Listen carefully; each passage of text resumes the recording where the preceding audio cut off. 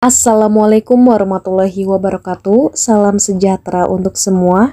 Hari ini kita akan membahas mengenai completing the accounting cycle bersama saya Gina Sahadatunisa. Langsung saja ke materinya. Akuntansi adalah proses menginput transaksi melalui identifikasi, pencatatan, dan pengkomunikasian untuk menghasilkan output berupa laporan keuangan yang bisa digunakan oleh para user untuk mengambil keputusan. Nah, para user ini terdiri dari internal seperti karyawan dan eksternal seperti investor. Dalam video kali ini saya akan membahas mengenai siklus akuntansi. Antara lain, yang pertama ada identifikasi dan analisis transaksi, yang kedua jurnal umum, 3 posting ke buku besar, 4 neraca saldo, yang kelima ada jurnal penyesuaian, lalu ada neraca saldo disesuaikan, laporan keuangan, jurnal penutup, neraca saldo setelah penutupan, dan jurnal pembalik. Jurnal pembalik sifatnya opsional ya. Dalam video kali ini saya sudah membuat contoh soal transaksi untuk siklus akuntansi.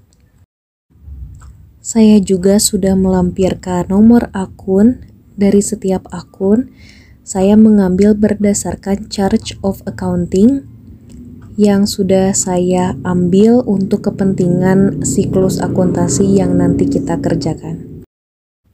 Siklus pertama adalah jurnal umum, di mana yang harus dipahami dalam jurnal umum ini adalah dalam menganalisis transaksi, karena setiap transaksi melibatkan 2 atau lebih akun, dan harus diperhatikan penambahan dan pengurangan setiap akun karena akan berdampak pada posisi debit dan kreditnya. Pertama yang harus dipahami itu mengenai posisi saldo normal. Nah, yang harus kita pahami terlebih dahulu pastinya 5 akun utama, yaitu harta, utang, modal, pendapatan, dan beban. Jadi harta ini contohnya meliputi kas, piutang, peralatan, perlengkapan persediaan. Jika bertambah di debit dan berkurang di kredit, dan saldo normalnya di debit. Nah, akun kedua ada utang. Utang ini contohnya utang usaha, utang gaji. Jika bertambah di kredit dan berkurang di debit, dan saldo normalnya itu di kredit. Nah, yang ketiga ada modal. Modal pemilik jika bertambah di kredit dan berkurang di debit, saldo normalnya itu di kredit. Yang keempat ada pendapatan. Pendapatan sama dengan utang dan modal, misalnya pendapatan usaha, pendapatan jasa. Jika bertambah di kredit dan berkurang di debit, dan saldo normalnya itu di kredit. Dan yang terakhir ada beban. Beban ini sama kayak harta, kalau bertambah di debit dan berkurang di kredit, dan saldo normalnya itu di debit. Agar lebih mudah, harta dan beban berwarna kuning jika bertambah sama-sama di debit dan saldo normalnya di debit, dan sisanya di kredit. Dan yang harus dipahami itu 5 akun utama ini sih, pengurangan dan penambahannya. Oke, kita mulai ke soalnya. Yang pertama jurnal umum. Yang pertama tanggal 1 Desember 2021 Gina menanamkan modal pada perusahaan fashionnya sebesar 500.000. Berarti akun yang terpengaruhi itu akun kas dan modal. Kasnya itu bertambah di debit dan modalnya juga bertambah di kredit. Di saldo normal masing-masing sebesar 500.000.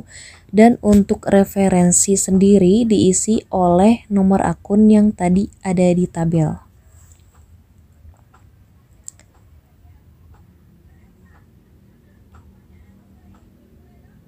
Nah, yang kedua ada pada tanggal 2 Desember 2021 membeli peralatan berupa mesin jahit 150.000, 60% dibayar tunai dan sisanya kredit. Jadi akun yang terpengaruhinya itu peralatan di debit bertambah, lalu kasnya berkurang 60% dari 150.000 itu sebesar 90.000. Berarti sisanya itu 40% dari 150.000 yaitu 60.000.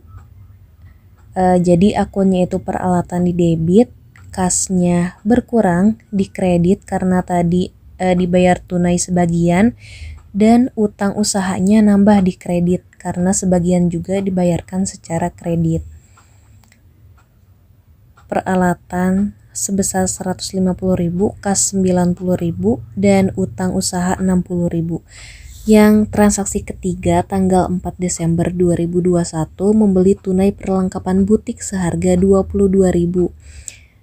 Jadi perlengkapannya itu bertambah karena termasuk aset di debit sebesar 22.000 dan kasnya berkurang karena dibayarkan secara tunai. Kasnya di kredit 22.000.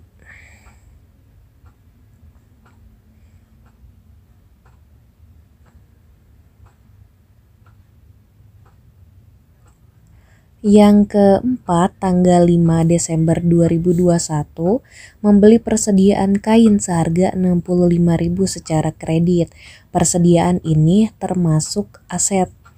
Jadi ketika bertambah saldo normalnya itu di debit sebesar 65.000, dan karena membelinya secara kredit berarti utang usahanya nambah di kredit sebesar 65.000.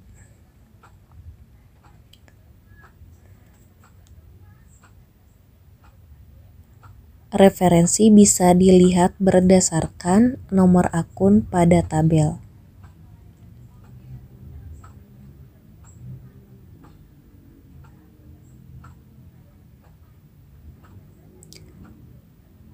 Lalu transaksi kelima pada tanggal 6 Desember 2021 menerima uang dari hasil penjualan pakaian senilai 30.000. Berarti karena menerima uang, kasnya bertambah di debit, dan akun yang terpengaruhi juga akun pendapatan usaha. Saldo normalnya di kredit. Kasnya bertambah, pendapatan usahanya juga bertambah. Kas di debit 30.000, pendapatan usaha juga di kredit 30.000. Lalu selanjutnya tanggal 7 Desember 2021 membayar iklan 20.000. Membayar iklan berarti ada penambahan beban iklan.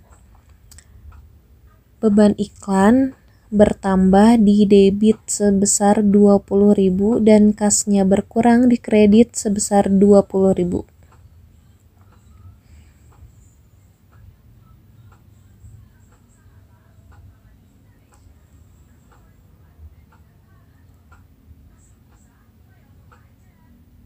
Lalu tanggal 8 Desember 2021, mohon maaf ini tanggalnya bulan 12 bukan bulan 7 ya, mohon maaf. Pada tanggal 8 Desember 2021 menerima pembayaran pesanan dari pelanggan senilai 25.000 baru dibayar 10.000. Berarti kasnya bertambah senilai 10.000. Lalu ada piutang usaha bertambah juga senilai 15.000 dan pendapatan usahanya bertambah 25.000 dari total kas dan piutang. Mohon maaf, piutangnya seharusnya di debit. Jadi kas di debit 10.000, piutang usaha di debit 15.000, dan pendapatan usahanya di kredit sebesar 25.000. Lalu tanggal 13 tidak termasuk transaksi, jadi tidak diinput ke jurnal umum karena termasuk peristiwa eksternal. Lalu tanggal 20 membayar utang pembelian peralatan tanggal 2. Mari kita lihat tanggal 2 ada utang usaha dikredit sebesar 60.000. Tanggal 20-nya dibayarkan, berarti utang usahanya berkurang. Di debit sebesar 60.000 dan kasnya juga berkurang di kredit sebesar 60.000. Lalu tanggal 25 Gina mengambil kas 50.000 untuk pribadi. Jadi akun yang muncul itu Prive dan kas. Karena Prive mengurangi modal, jadi ditulis di debit sebesar 50.000 dan kasnya juga berkurang sebesar 50.000.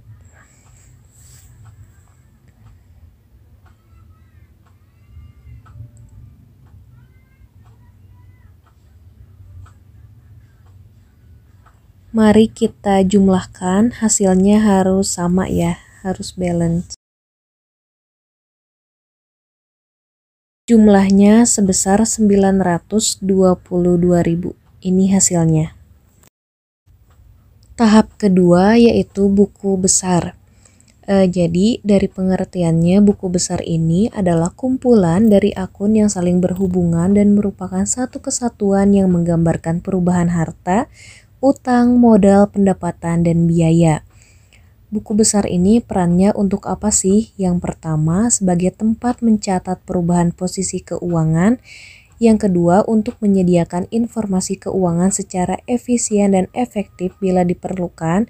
Dan yang ketiga, sebagai sumber informasi penyusunan neraca saldo dan laporan keuangan nantinya di siklus selanjutnya. Dalam buku besar ini terdapat proses yang dinamakan posting. Jadi posting ini adalah proses pemindahan ayat-ayat jurnal yang telah dibuat dalam jurnal umum ke dalam buku besar. Jadi akun-akun yang sebelumnya ada di jurnal umum kita pindahkan ke buku besar dan disebut sebagai posting. Format buku besar ini biasanya terdiri dari tanggal, keterangan, referensi, debit, kredit, dan saldo debit kredit. Contohnya untuk nama akunnya ini, misalkan akun dari harta. Harta itu meliputi kas, peralatan, perlengkapan, persediaan. Dalam contoh ini, contohnya kas. Nomor akunnya ini berdasarkan charge of account atau berdasarkan tabel yang sebelumnya yang sudah terlampir. Kas itu memiliki nomor akun 101. Oke deh, mari kita langsung ke aplikasinya. Judulnya Gina Butik, buku besar per 31 Desember 2021. Jadi di sini kan dari jurnal umum ada akun kas, modal, peralatan, utang usaha, dan ada nomor referensinya kan yang merupakan nomor akun. Nah, diurutkan dari angka berkepala 1, 2, 3, 4, 5 kayak gitu. Diurutkan ke kolom-kolom di buku besar. Berarti yang pertama ada akun kas dengan nomor akun 101. Semua akun-akun kas yang ada di jurnal umum dipindahkan ke kolom akun kas di buku besar. Jadi kan di sini ada tanggal 1 investasi pemilik sebesar 500.000 di debit. Lalu ada tanggal 2 pembelian peralatan di kredit 90.000, tanggal 4 ada tanggal 2 pembelian peralatan, tanggal 4 pembelian perlengkapan di kredit 22.000. Tanggal 6 ada pendapatan usaha, penerimaan pendapatan di debit 30.000.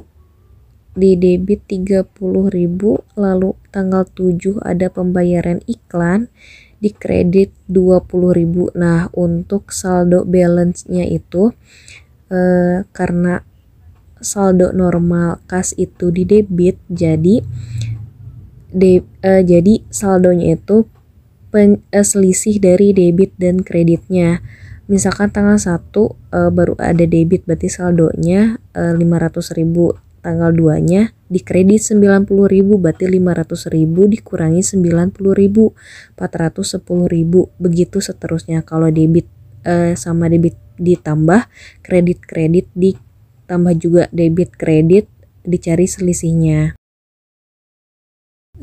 Jadi untuk akun kas ini, saldo akhirnya itu sebesar 298.000. Oke, mari kita langsung ke akun kedua, yaitu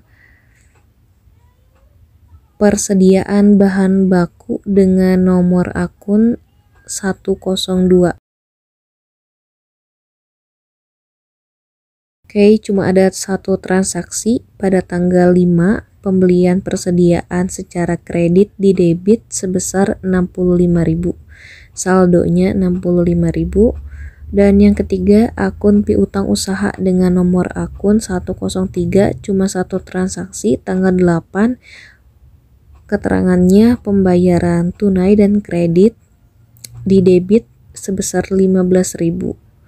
Jadi keterangan ini diisi berdasarkan transaksi yang terjadi sesuai yang ada di soal. Lalu yang keempat ada perlengkapan dengan nomor akun 106.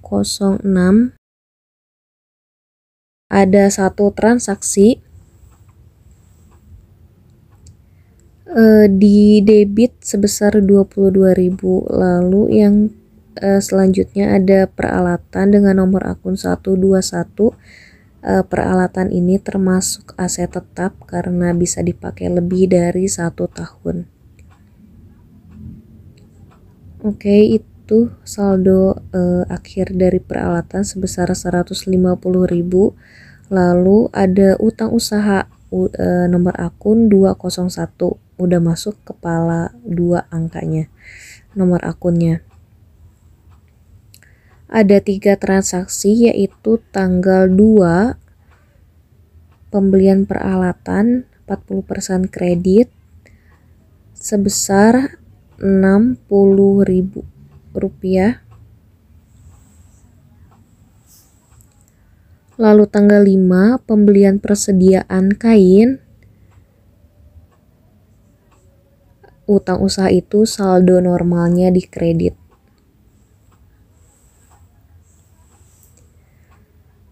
Pembelian persediaan kain sebesar 65.000, jadi jumlah saldonya 60.000 ditambah 65 jadi 125.000. Lalu yang transaksi ketiga ada pembayaran utang tanggal 2 sebesar 60.000 di debit, jadi dari 100 total saldo 125.000 dikurangi 60.000 jadi saldo akhirnya 65.000. Kolom selanjutnya ada modal dengan nomor akun 301. Hanya ada satu transaksi dengan saldo akhir 500.000. Lalu ada prive pada tanggal 25 di debit 50.000. Oke, lalu selanjutnya ada pendapatan usaha dengan nomor akun 401. Ada 2 transaksi, penerimaan hasil penjualan sebesar 30.000 dan penerimaan pembayaran pesanan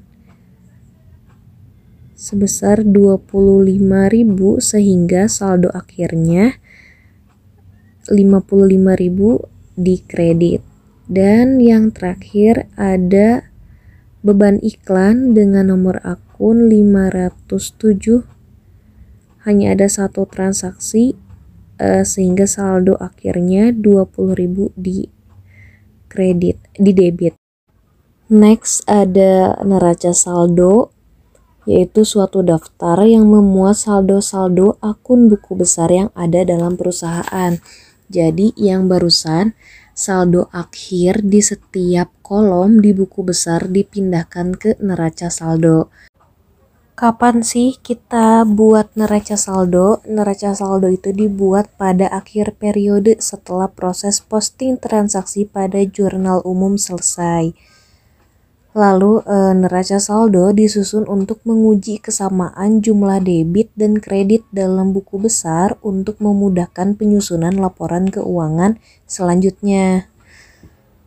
Jadi untuk menguji nih, sama gak sih jumlah aktiva, pasiva yang udah kita susun di buku besar itu apakah balance atau enggak gitu. Mari kita susun neraca saldo. Mohon maaf sebelumnya kalau misalkan di input buku besarnya layarnya tidak cukup, jadi paling harus diputar balik ke sebelumnya untuk melihat saldo akhir di setiap akun di buku besar. Jadi kita langsung pindahkan saja ya ke neraca saldo. Akun kas itu tadi saldo akhirnya di debit 298.000, persediaan bahan baku 65.000, piutang usaha 15.000, perlengkapan 22.000, peralatan 150.000, utang usaha di kredit 65.000, modal Gina, modal pemilik di kredit 500.000, Prive tadi saldo akhirnya 50.000 di debit, pendapatan usaha 55.000 di kredit, dan beban iklan 20.000. Mari kita jumlahkan apakah balance.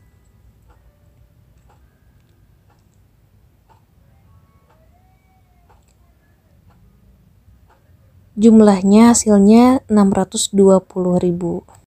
Lalu ada jurnal penyesuaian atau adjusting the accounts. Apa sih jurnal penyesuaian ini?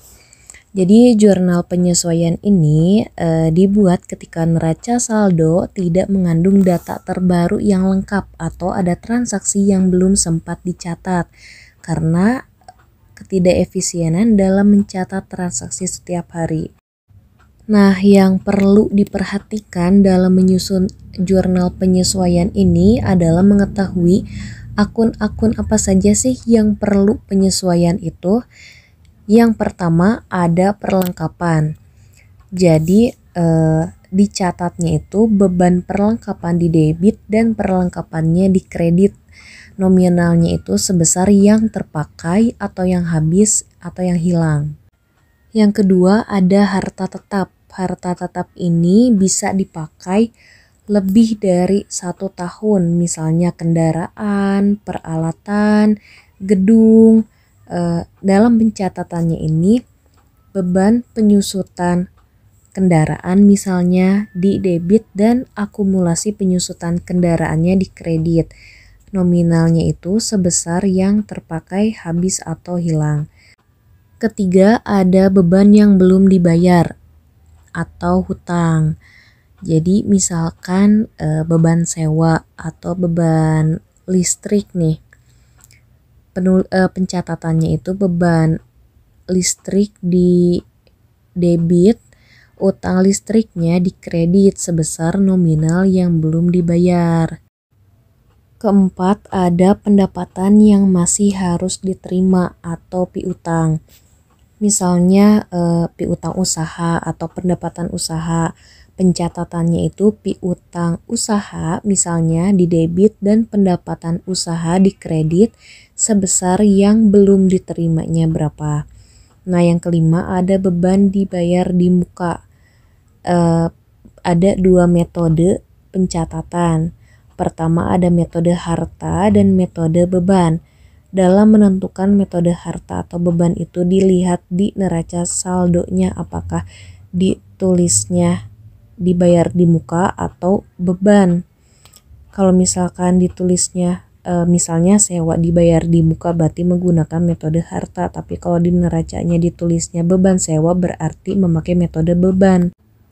Penulisannya kalau metode harta misalnya beban sewa di debit dan sewa dibayar di muka di kredit sebesar yang hilang. Kalau metode beban berarti sewa dibayar di mukanya di debit dan beban sewanya di kredit sebesar yang belum dilewati. Dengan menggunakan contoh soal yang sama, lanjutan dari soal yang tadi, tapi ada penambahan soal nih. Informasi yang diperoleh tanggal 31 Desember 2021 untuk penyesuaian adalah sebagai berikut. Mari kita langsung kerjakan di soal. Oke, kita langsung ke soalnya aja. Yang pertama, perlengkapan toko yang masih tersisa sebesar 12.000. Berarti pakai penyesuaian perlengkapan di mana beban perlengkapan debit dan perlengkapan di kredit sebesar yang hilang. Nominalnya setelah dihitung, kalau dilihat di jurnal umum kan perlengkapan toko awalnya 22.000 dikurangi 12.000 jadi nominal yang hilangnya itu, yang habisnya itu sebesar 10.000. Nomor 2, penyusutan peralatan tahun 2021 ditetapkan sebesar 70.000. Karena sudah ditetapkan, jadi tinggal ditulis aja nominalnya sesuai di soal. Dan pencatatannya itu beban penyusutan peralatan di debit dan akumulasi penyusutan peralatan di kredit sesuai dengan penyesuaian harta tetap yang sebelumnya dibahas.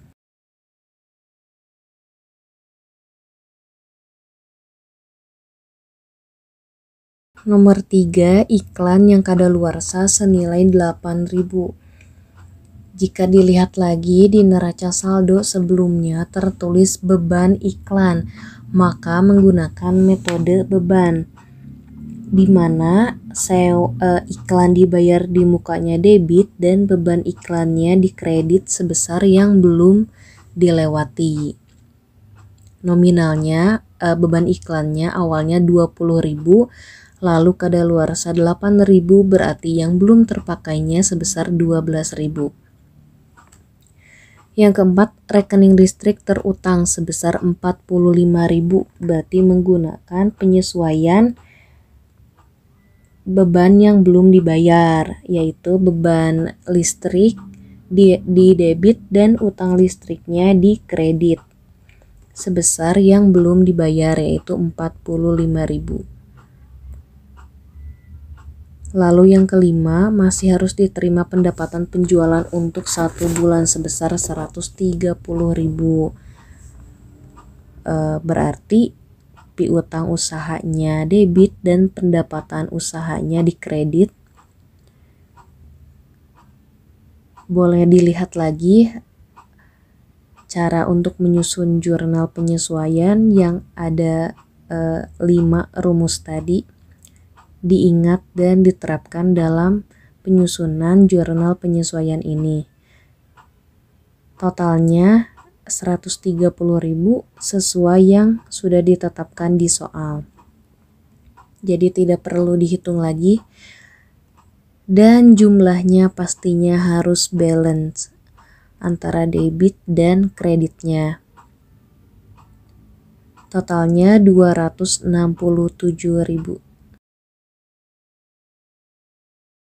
Tahap selanjutnya ada neraca saldo setelah disesuaikan. Adalah kolom yang menunjukkan akun yang sebenarnya. Sumber data yang digunakan dalam penyusunan neraca saldo disesuaikan ini yaitu dari neraca saldo dan ayat jurnal penyesuaian atau AJP. Langsung saja ke tahap penyusunan neraca saldo disesuaikan. Untuk memudahkan penyusunan, kita sandingkan dengan tabel neraca saldo dan jurnal penyesuaian yang sebelumnya telah dibuat. Karena ada penambahan akun dari jurnal penyesuaian, maka dalam tabel ini disusunkan berdasarkan urutan nomor akun dari 1 sampai akun dengan kepala angka 5. Dan langsung saja ke penyusunan neraca saldonya ini merupakan hasil penjumlahan dari akun neraca saldo dan jurnal penyesuaian. antara debit dan kredit. Jika saldonya ada di debit dan debit, maka dijumlah. Kredit dan kredit pun dijumlah. Namun ketika debit dan kredit berarti dicari selisihnya. Karena ini mode cepat menginputnya, jadi kita langsung aja ke modal Gina 500.000, tidak ada penambahan atau perubahan, jadi langsung aja tulis 500.000. Prive 50.000, tidak ada penambahan juga, langsung aja tulis 50.000. Pendapatan usaha 55.000 di kredit dan ada penambahan 130.000, jadi 185.000 di kredit. Lalu ada pendapat beban listrik ya, beban listrik 45.000 di debit, beban perlengkapan juga, beban iklan di debit 20.000 dan kredit 12.000, jadi sisanya selisihnya 8.000 di debit karena nominal yang lebih besarnya di debit. Langsung aja di jumlah. Totalnya 865.000, jangan lupa yang kosongnya diisi tanda strip. Next ada laporan keuangan. Apa sih laporan keuangan itu? Laporan keuangan adalah catatan informasi keuangan suatu perusahaan pada suatu periode akuntansi yang dapat menunjukkan kinerja suatu perusahaan tersebut. Ada 5 jenis dan rumus laporan keuangan. Yang pertama ada laporan laba rugi atau biasa disebut sebagai income statement. Rumusnya itu laba atau rugi sama dengan total pendapatan dikurangi total beban. 2 ada laporan perubahan modal. Jadi rumusnya itu kalau misalkan jenis atau bentuk perusahaannya perorangan, rumusnya modal akhir sama dengan modal awal ditambah laba atau rugi dikurangi prive. Sedangkan untuk perusahaan besar, corporation, rumusnya itu modal akhir sama dengan modal awal ditambah laba atau rugi dikurangi dividen. Yang ketiga ada neraca, rumusnya aktiva sama dengan pasiva, rumus persamaan dasar akuntansi. 4 ada laporan arus kas dan yang kelima ada catatan atas laporan keuangan. Tapi yang akan saya buat di sini adalah laporan laba rugi, laporan perubahan modal, dan neraca. Yang pertama dari laporan keuangan yaitu laporan laba rugi. Di sini Gina Butik laporan laba rugi per 31 Desember 2021. Kalau misalkan sebelumnya buat neraca lajur akan lebih mudah, tapi sebelumnya kita sudah buat neraca saldo disesuaikan, tinggal dilihat saja di kolom neraca saldo disesuaikan bagian pendapatan dan bebannya. Berdasarkan neraca saldo disesuaikan yang telah kita buat sebelumnya, pendapatan diketahui sebesar 185.000 dan bebannya itu ada beban listrik, beban perlengkapan, beban iklan, dan beban penyusutan peralatan.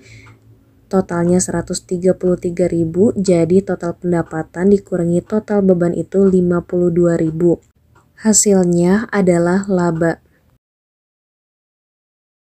Lalu ada laporan perubahan modal dari Gina Butik per 31 Desember 2021.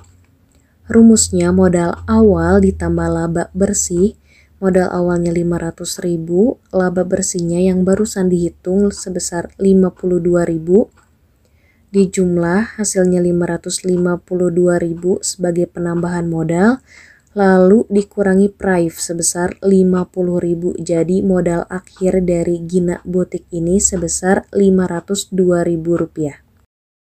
Lalu ada neraca Gina Butik neraca per 31 Desember 2021, di mana aktiva sama dengan pasiva, bersumber dari data neraca saldo disesuaikan bagian akun real kita pisahkan antara aktiva dan pasiva.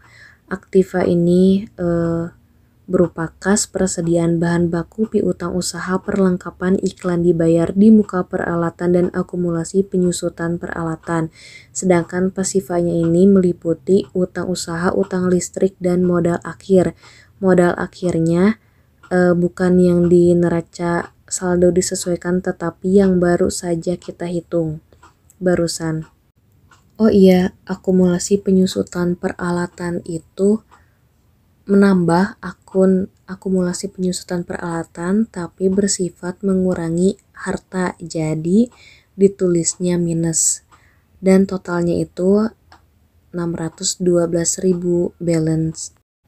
Menuju akhir ada jurnal penutup, jurnal yang dibuat pada akhir periode akuntansi untuk mentransfer akun sementara ke akun permanen. Jadi jurnal penutup ini digunakan untuk menutup akun-akun perantara seperti penjualan, retur penjualan, potongan penjualan, pembelian, retur pembelian, potongan pembelian untuk perusahaan dagang, pendapatan, beban, dan prive. Sumber datanya ini berasal dari kertas kerja kolom neraca saldo disesuaikan atau langsung ke kolom laba atau rugi dan kolom neraca agar lebih mudah karena kita tadi tidak membuat neraca lajur, jadi kita langsung saja lihat ke neraca saldo disesuaikan. Dan jurnal penutup ini dibuat setiap akhir periode secara otomatis setelah penyusunan laporan keuangan tanpa bukti transaksi lagi. Dalam menyusun jurnal penutup tentunya ada beberapa hal yang harus diperhatikan. Yang pertama, untuk menutup sisi kredit pendapatan dilakukan dengan cara seluruh akun di sisi kredit kolom laba atau rugi atau sisi kredit neraca saldo disesuaikan bagian pendapatan itu di debit dan ikhtisar laba ruginya di kredit. Yang kedua, menutup sisi debit pada kolom laba rugi yang merupakan komponen beban dengan cara ikhtisar laba ruginya di debit dan seluruh akun di sisi debit kolom laba rugi di kredit. Mohon maaf, itu maksudnya seluruh akun di sisi debit bukan kredit. Nah, yang ketiga, menutup laba atau rugi perusahaan dengan akun modal. Jadi jika laba, maka ikhtisar laba ruginya di debit dan modalnya di kredit. Namun jika rugi, modalnya debit dan ikhtisar laba ruginya di kredit. Yang keempat, menutup akun prive dengan akun modal. Jadi modalnya itu di debit dan prive-nya itu di kredit. Mari kita langsung buat saja jurnal penutup dengan sumber data neraca saldo disesuaikan dengan judul Gina Butik Jurnal Penutup per 31 Desember 2021. Pertama, kita debitkan dulu sisi kredit dari pendapatan di neraca saldo disesuaikan. Diketahui pendapatan usahanya sebesar 185.000 dan di kreditnya ikhtisar laba rugi 185.000 dan menutup pendapatan. Nah, yang kedua, kita kreditkan sisi debit dari beban di kolom neraca saldo disesuaikan. Ada beban listrik, beban perlengkapan, beban iklan, dan beban penyusutan peralatan. Jangan lupa kolom kosongnya kita isi tanda strip. Jurnal penutup ini menutup akun-akun yang nominalnya berbeda pada setiap bulan. Pendapatan dan beban, apakah bulan ini dan bulan depan akan sama? Tidak kan, pasti akan beda gitu. Jadi ditutup dengan mendebitkan pendapatan dan mengkreditkan beban. Dan di sini untuk menutup beban ikhtisar laba ruginya di debit. Nominalnya total dari seluruh beban di sisi kredit yaitu 133.000. Lalu karena kita mengalami laba, jadi ikhtisar laba rugi di debit dan modalnya di kredit sebesar Laba yang diperolehnya yaitu 52.000. Laba bulan ini dan bulan depan juga pasti berbeda, jadi harus ditutup. Dan untuk tanggal semua akun yang terinput di jurnal penutup diisi tanggal 31 Desember akhir periode. Dan menutup Prive dengan mengkreditkan Prive dan mendebitkan modal sebesar Rp50.000 sehingga totalnya adalah Rp420.000. Lalu ada neraca saldo setelah penutup atau post closing trial balance, di mana itu merupakan daftar yang berisi seluruh saldo real account dan dibuat pada akhir periode pelaporan pada suatu perusahaan. Sumber datanya tentu saja neraca saldo disesuaikan dan jurnal penutup. Let's go langsung ke aplikasinya neraca saldo setelah penutup. Untuk memudahkan penyusunan, kita sandingkan antara neraca saldo disesuaikan dan jurnal penutup. Untuk membuat tabel ini, seperti sebelumnya, urutkan nomor akun dari angka 1 sampai 5, dari kas sampai beban. Dan jika ada penambahan akun, maka tambahkan dan urutkan sesuai nomor akun tersebut. Jika tidak ada penambahan atau perubahan saldo, maka langsung saja di copy dari kas sampai peralatan, baik sisi debit maupun sisi kredit, dan jangan lupa kolom kosongnya diisi dengan tanda strip. Neraca saldo setelah penutup merupakan hasil dari selisih antara neraca saldo disesuaikan dengan jurnal penutup. Sekali lagi, jika debit dengan debit maka dijumlah, kredit dengan kredit dijumlah, debit kredit maka dicari selisihnya. Modal Gina kredit 500.000, debit 50.000, kredit 52.000. Hasilnya jadi 502.000. Prive tidak ada, Prive debit 50.000, kredit 50.000 karena sebelumnya sudah ditutup jadi 0. Lalu ada pendapatan usaha juga sudah ditutup sebelumnya, jadi debit dan kredit hasilnya jadi 0. Lalu beban listrik, beban perlengkapan,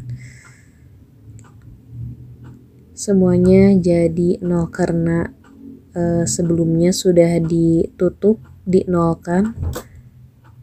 Hasilnya 682.000. Yang terakhir ada jurnal pembalik.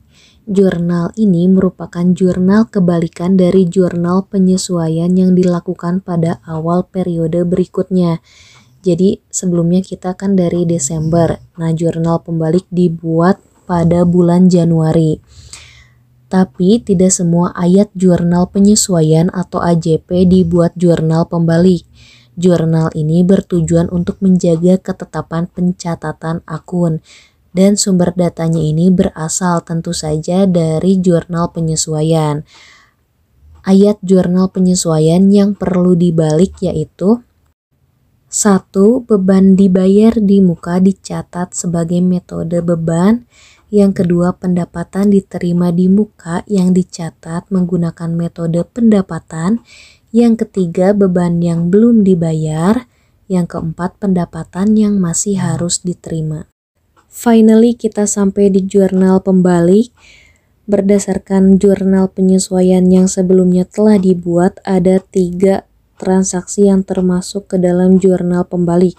Yang pertama, beban dibayar di muka metode beban, ada iklan dibayar di muka, beban iklan. Di jurnal pembalik dibalik, jadi beban iklannya di debit dan iklan dibayar di mukanya di kredit sebesar Rp12.000.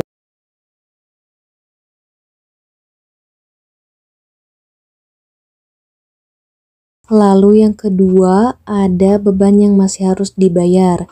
Di jurnal penyesuaian tertera beban listrik debit dan utang listrik kredit.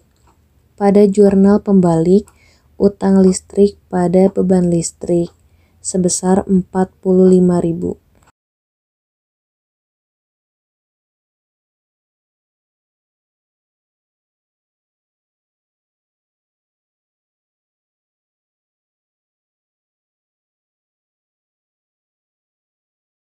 Yang ketiga ada pendapatan yang masih harus diterima.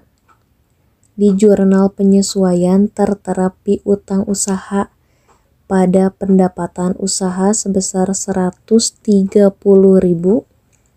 Di jurnal pembalik tentunya dibalik jadi pendapatan usaha pada piutang usaha sebesar 130.000.